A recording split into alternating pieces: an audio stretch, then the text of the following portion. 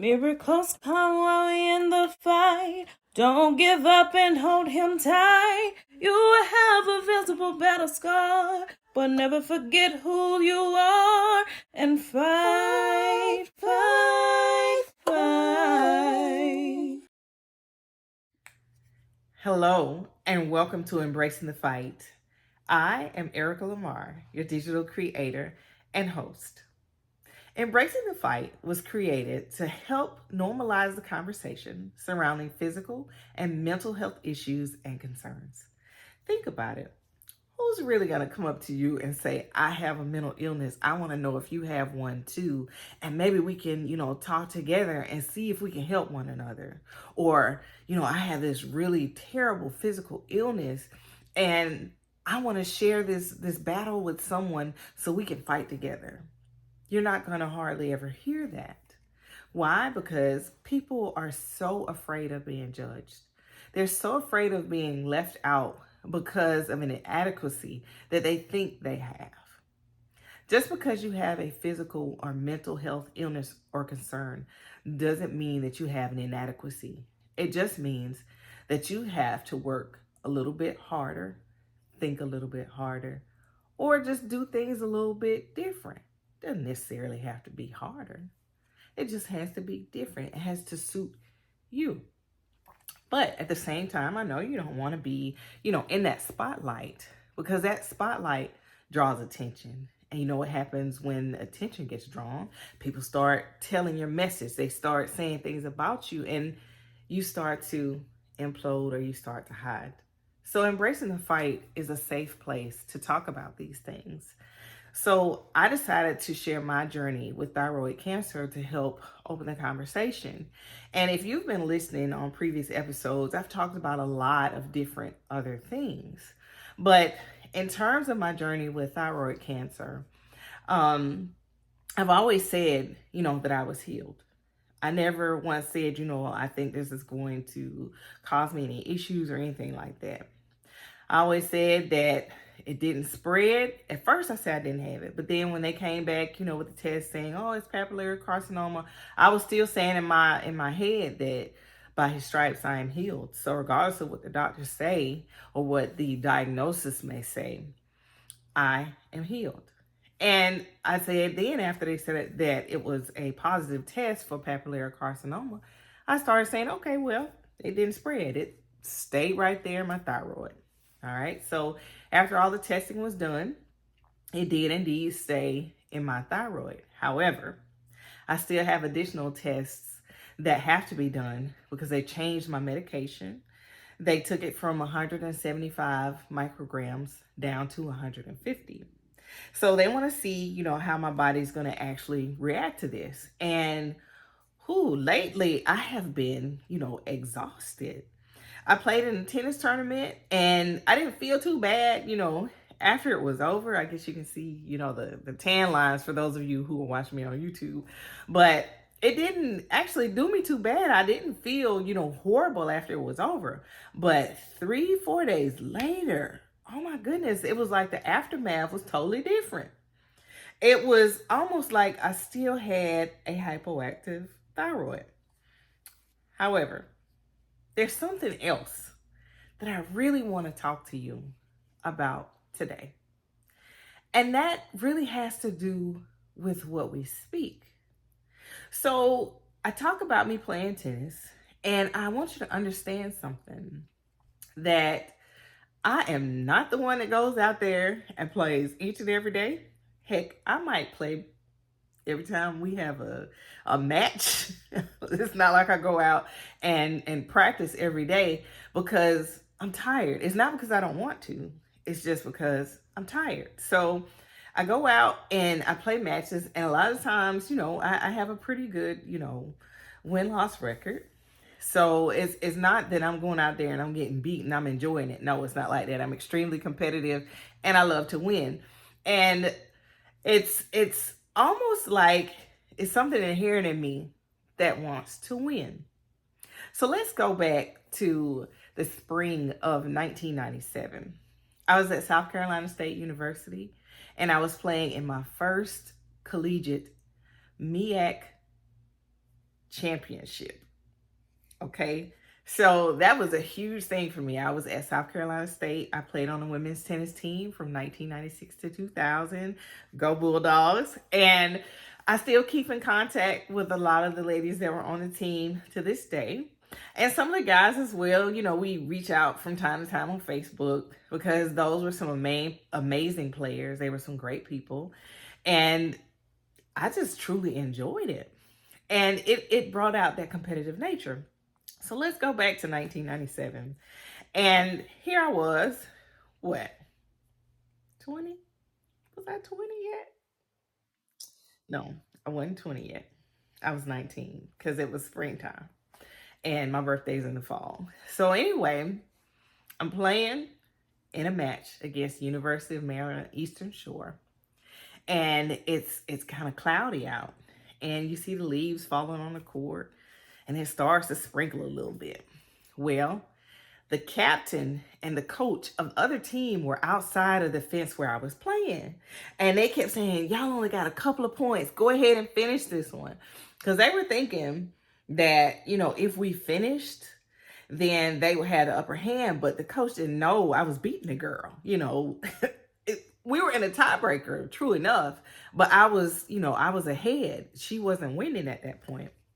Well, anyway, she serves the ball and I go and I'm running, trying to hit this ball, and I slide. So my body goes one way and my right leg goes the other way. And I feel like it's a very uncomfortable, like, twinge, really. It wasn't, I didn't hear pop. I didn't hear anything like that.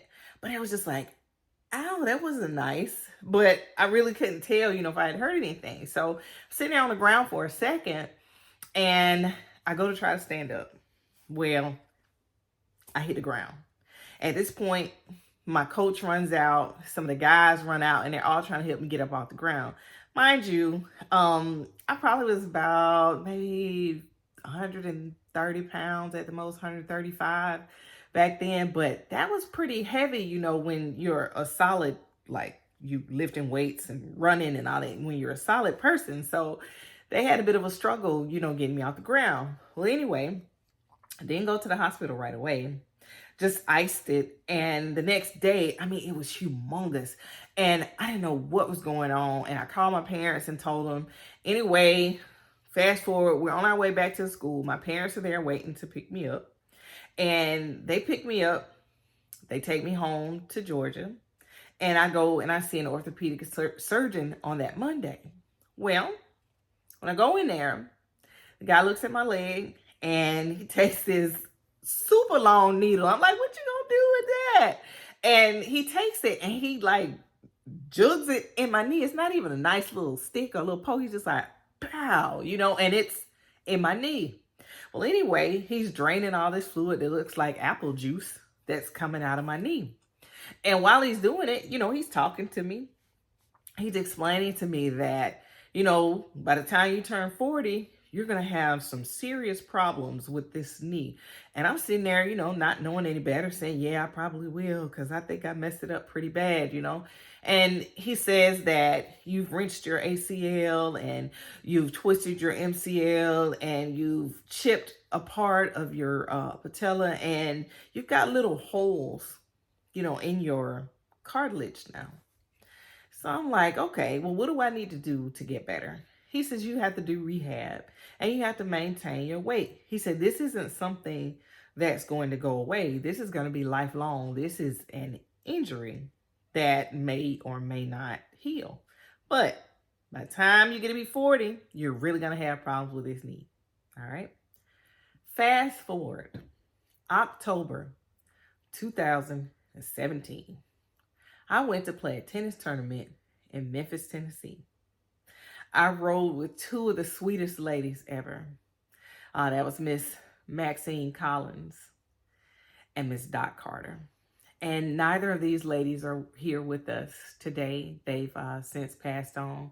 But those were some very, very amazing spirit-filled women who knew how to speak life into me. Because that was at the moment when I was going through, you know, in my marriage, because I divorced the following year. in 2018.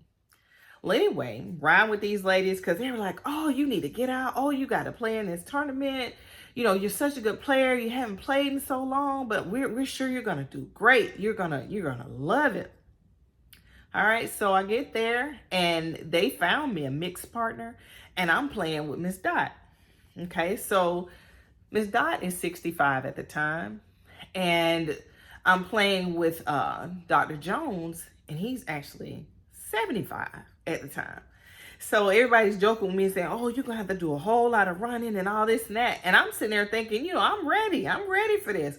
And I knew I wasn't, because I hadn't run or gotten on anybody's bike or done any exercising really, because I was spending so much time, you know, traveling with work.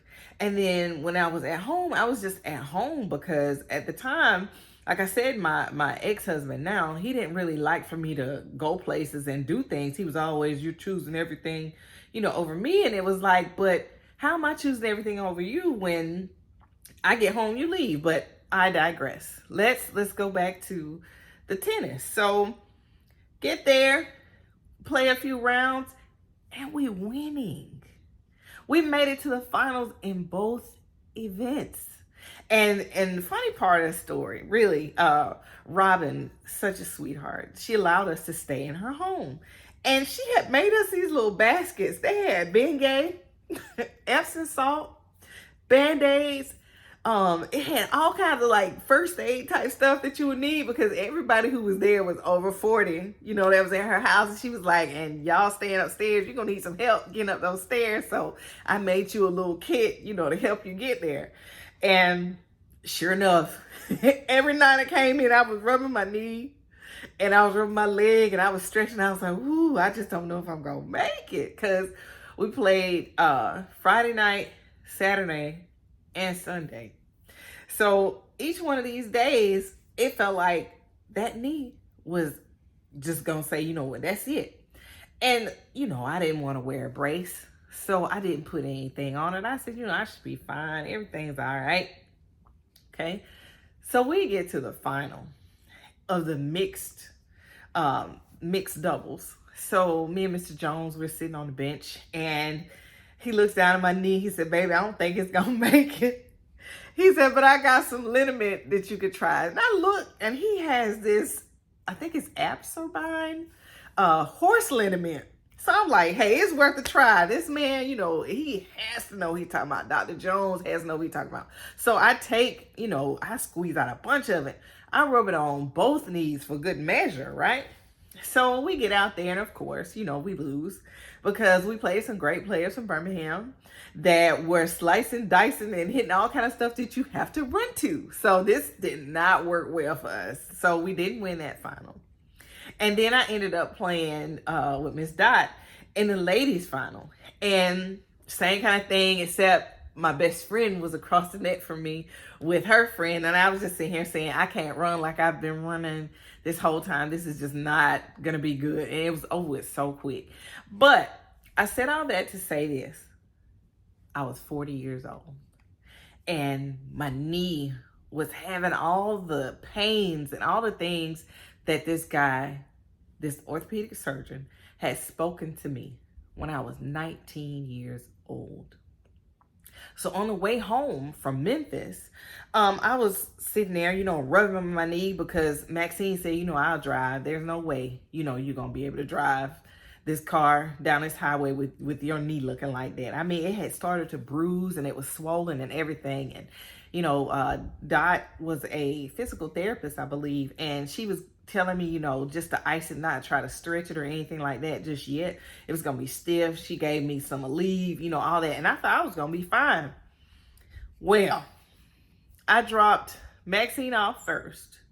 And then I took Dot home first. And then I dropped Maxine off. Maxine says, you sure you're going to be all right to drive to your house? And I was like, oh, I'll be fine. Whole way home, I had tears streaming down my face because it was so painful to even press the gas. So I get home. I am literally crawling out of the car because my right knee is humongous and it's stiff and it hurts. So I go the next day to see an orthopedic surgeon. And he says to me, the only thing that we can do is surgery. And you're always going to have trouble out of this knee. And I told him that I had injured it in college and what, the orthopedic surgeon had said. And he was like, well, you didn't do what he asked you to do, because he said you're going to have to do physical therapy and you were going to have to keep your weight around, a certain amount. And he was like, you didn't do it, did you? I was like, nope.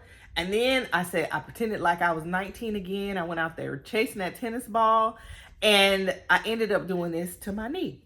So he was like, well, we'll just do the surgery and see what happens. Well, after I did the surgery, it seems like it wasn't as good as it was before the surgery. Only thing it did really was loosen it up. And I went to physical therapy for it. I started walking, started riding my bike. I started doing all these different things. But I said all that to say this. Never once did I say, there's nothing wrong with my knee. My knee is fine. All I have to do is strengthen it. It's oftentimes that we speak things into our life with no idea of what it really means.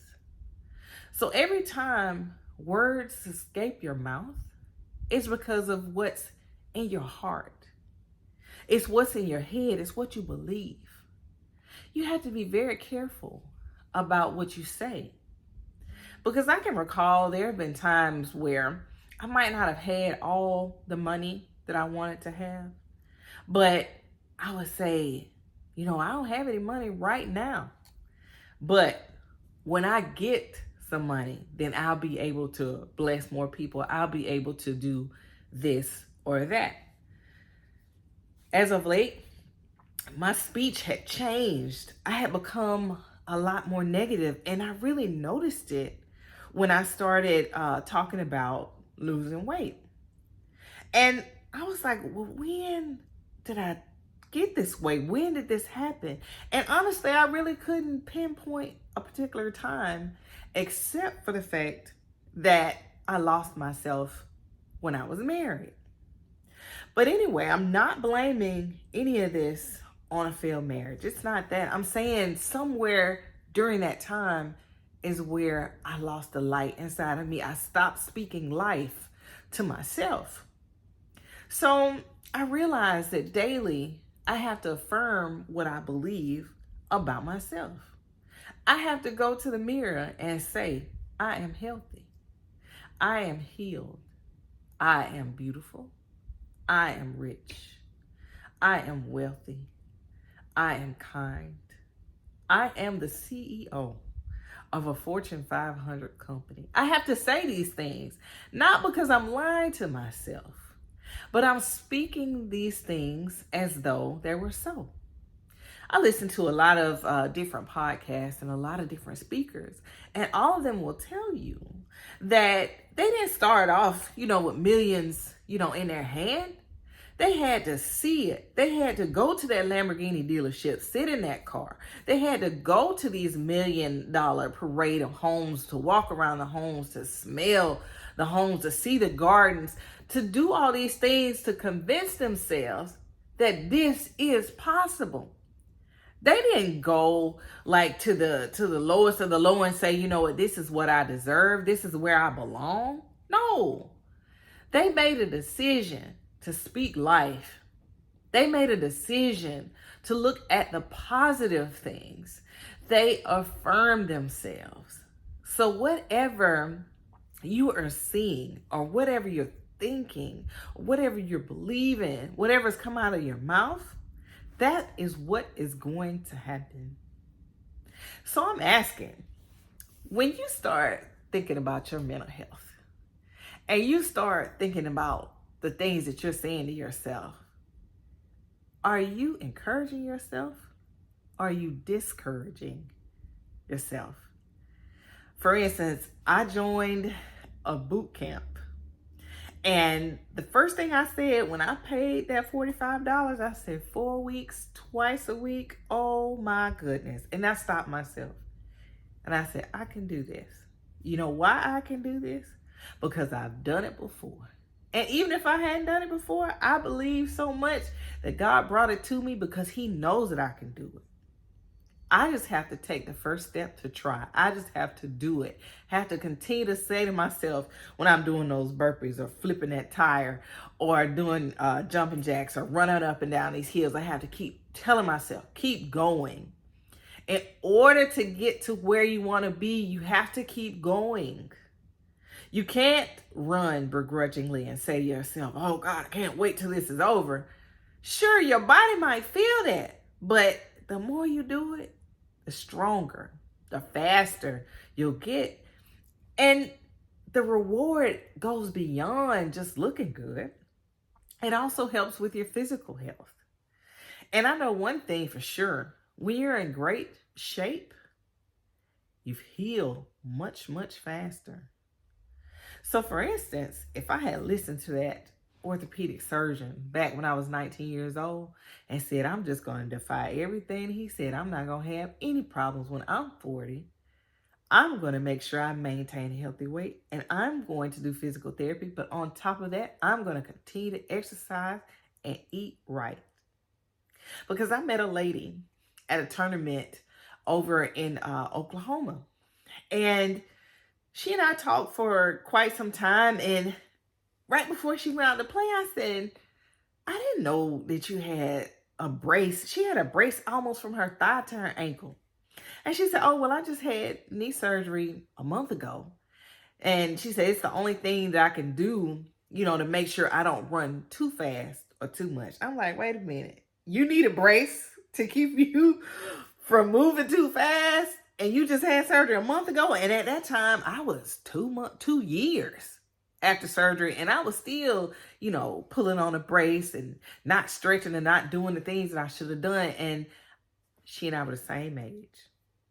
We had similar injuries around the same time in our life. And that was God showing me this is what you could have had if you had spoken the words, if you had done the work.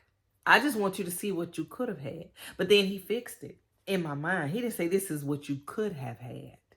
He's saying this is what you can have. You're still living. You still have full activity of your limbs and your mind. Why not say, I am healthy. I am strong. My knee is healthy. My knee is strong. I can do this.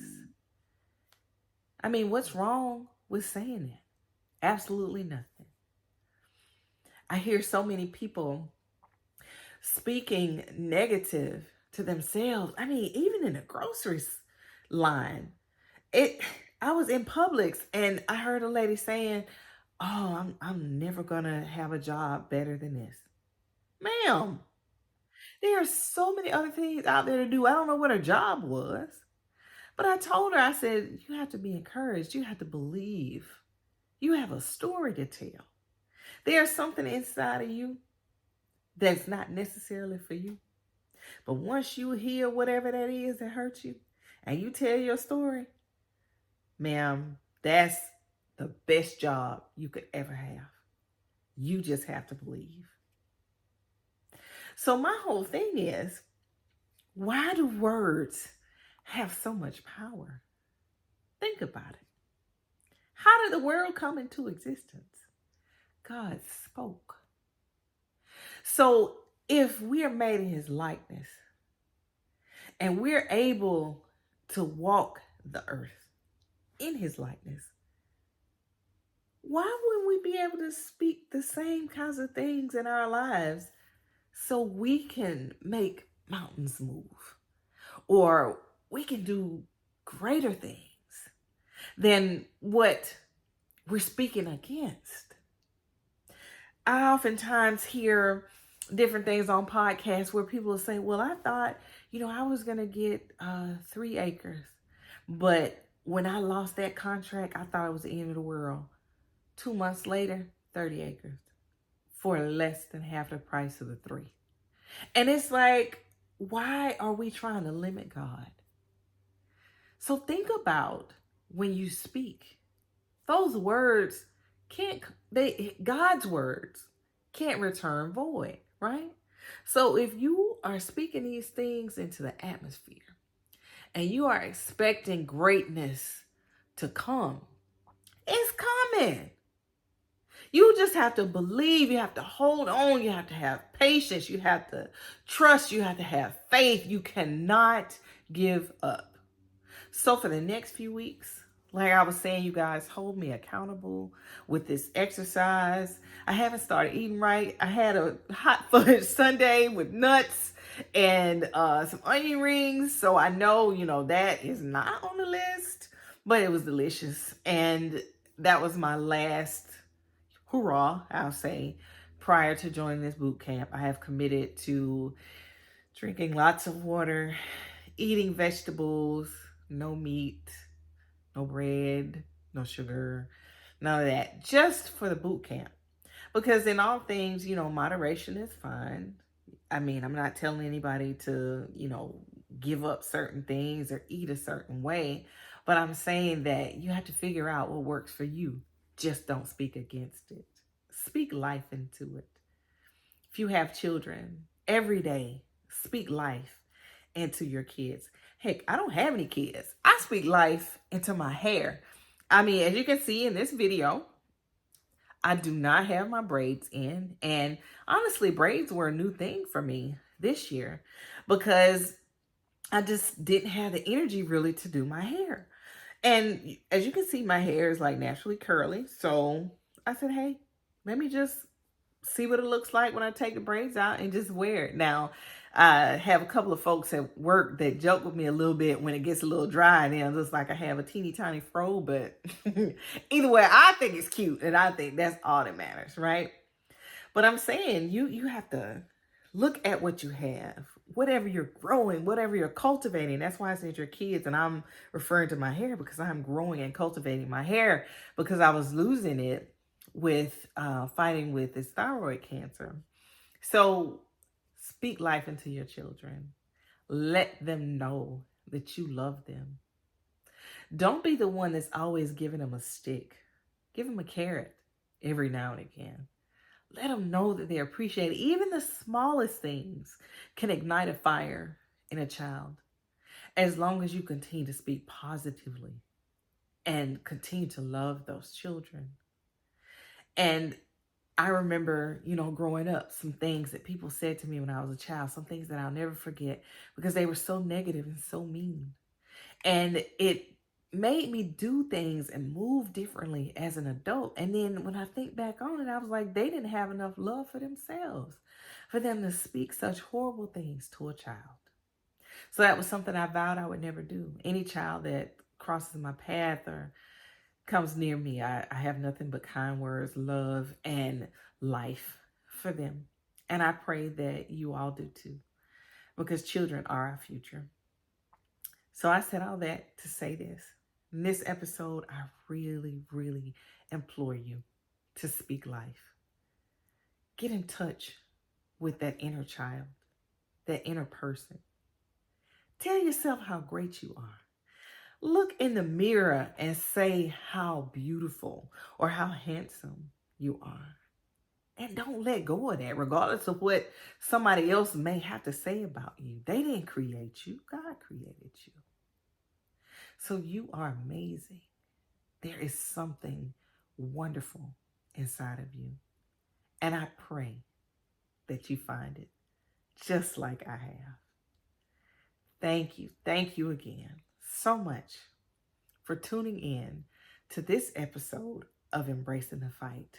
I am Erica Lamar, your digital creator and host. Have an amazing day.